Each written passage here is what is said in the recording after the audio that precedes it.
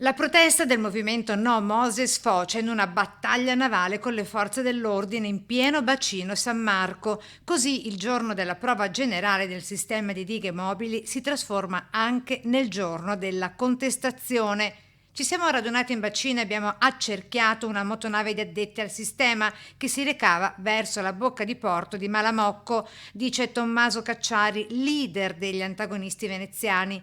Attivisti che hanno cercato di infrangere il blocco delle forze dell'ordine, non riuscendoci. 20 barche hanno raggiunto a San Zaccaria la motonave su cui viaggiavano membri del consorzio Venezia Nuova e alcune rappresentanze. Da lì le imbarcazioni degli attivisti e delle attiviste si sono dirette verso la bocca di porto di Lido per raggiungere il luogo della cerimonia. Qui erano presenti il premier Conte, il governatore del Veneto Zaia e il sindaco di Venezia Brugnaro.